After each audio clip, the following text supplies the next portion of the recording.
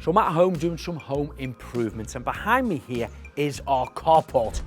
That's never been used as a carport, so I'm closing it off so we can use it as storage space behind it. I've built a wooden frame there, that's going to be getting insulated. Put a set of aluminium French doors in here, and then I'm cladding the outside of it with nice hard wood. However, when we've come along there and bridged across the top, this section that comes down here, we're going to be able to see the actual groove in this. So this groove needs to be filled and sanded down. So I'm going to use 3C's 2-in-1 wood repair. It's really quick and easy to use. It's a one-part application straight out of the tube.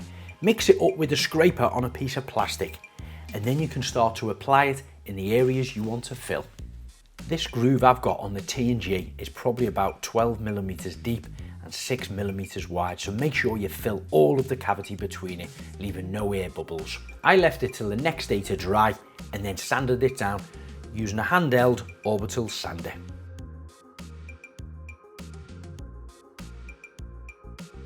So now it's nice and smooth, I'll fit this to the rest of the frame around the door.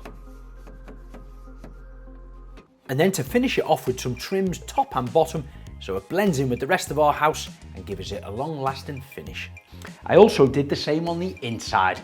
After the stud work was insulated, it was boarded and then cladded over with a softwood tongue and groove.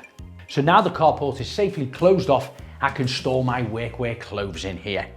You may have seen one of our other videos where I lost my walk-in wardrobe because Lennon gained his nursery.